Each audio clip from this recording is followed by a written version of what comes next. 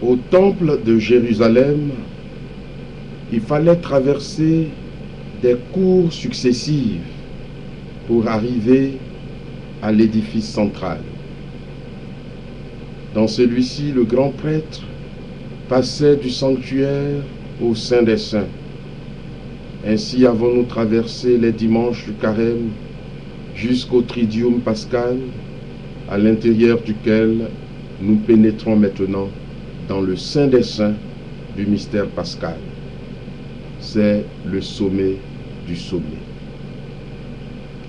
Nuit bienheureuse que ne saurait concurrencer la nuit de Noël malgré sa popularité, car celle-ci n'est qu'en vue de celle-là. Le Christ est venu à Noël pour nous libérer à Pâques. Sans cette nuit, toute la liturgie chrétienne flotte à la dérive. Si le Christ n'est pas ressuscité, notre foi est vaine, il n'y a rien dedans. 1 aux Corinthiens chapitre 15, verset 14. Mais si le Christ est ressuscité, nous ressuscitons tous avec lui.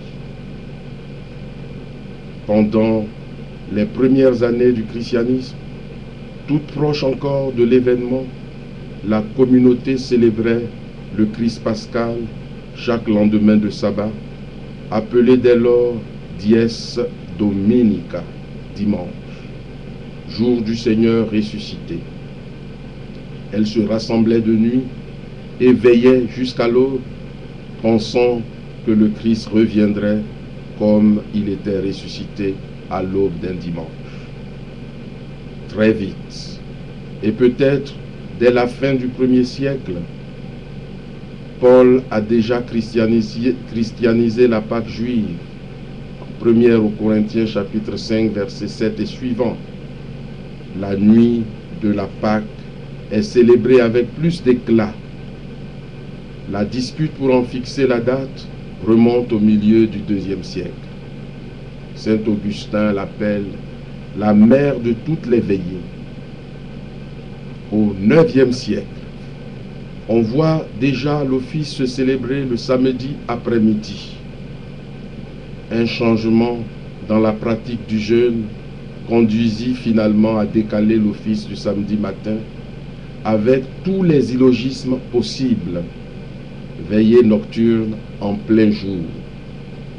Ces contresens ont leur origine dans une lente dissolution du mystère de Jésus en fête particulière, sans lien profond entre elles.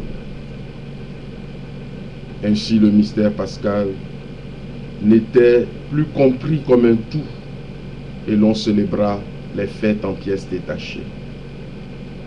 Le décret du pape Pie XII du 9 février 1951, restaurant la liturgie antique de la veillée nocturne, peut être considéré comme l'heureux aboutissement d'un long effort liturgique et le point de départ de la réforme conciliaire, renouvelant la liturgie en son entier. C'est donc une fête de la nuit, une veillée, qui en stricte liturgie devrait se prolonger jusqu'au petit matin, comme cela se pratiquait longtemps. Que du moins, on n'en vienne plus aux illogismes et à la perte de sens de la semaine sainte d'avant le concile, quand, parce que c'est plus pratique, on fait une liturgie de la nuit alors qu'il fait encore clair. Invoquer le pratique, le soi-disant bien des fidèles est ici déplacé, car c'est leur rendre un mauvais service que de les obliger à des contresens.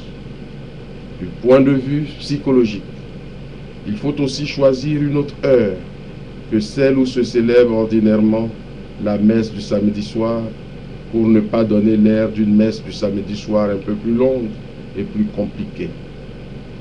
Il s'agit de bien marquer le caractère exceptionnel de cette veillée et que l'on prenne son temps. Ce soir, il ne faut pas être pressé. Expédier cette liturgie en 40 minutes pour courir en bâcler une autre dans le même essoufflement, est-ce encore la nuit du vrai bonheur? Ici, plus qu'ailleurs, s'impose une réduction du nombre des offices, que l'on se rassemble dans une église centrale où les prêtres des environs pourront célébrer une liturgie digne, avec une assemblée consistante et un peu d'éclat.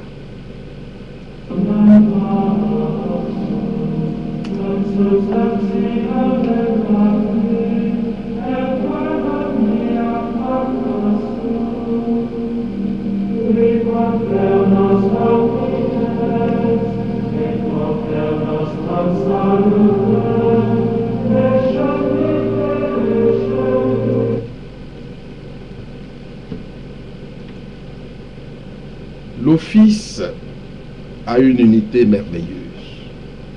Tout est Pâques, c'est-à-dire passage. L'assemblée passe de la place devant l'église à l'intérieur du sanctuaire. Les lectures méditent le passage du tohu-bohu à l'ordre créateur, de la mer Rouge à la terre promise, du cœur de pierre au cœur de chair, et bien sûr du Christ souffrant au Christ de gloire. Les catéchumènes passent les eaux du baptême. Enfin, nous-mêmes qui renouvelons notre promesse de foi, nous voulons passer d'une vie résignée à une vie plus engagée. Le tout dans le passage de la tristesse à la joie pascale, du jeûne au repas eucharistique avec le ressuscité.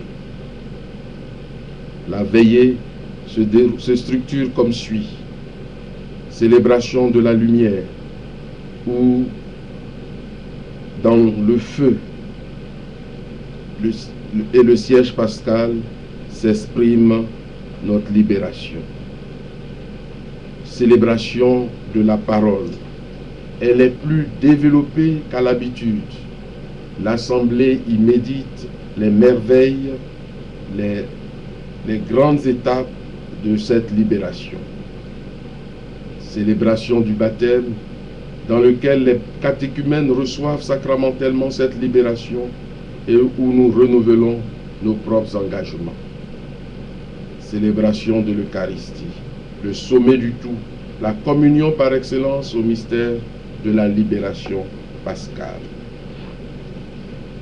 Vient à présent l'office de la lumière.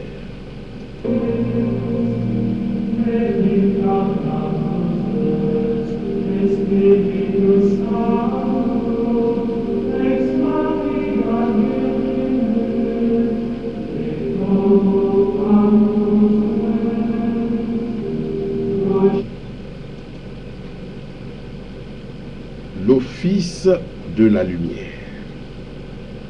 La fête des fêtes, la fête commence avec la bénédiction du feu nouveau et du cierge pascal. Un beau feu neuf, flambant, symbole de l'esprit qui anime le Christ ressuscité.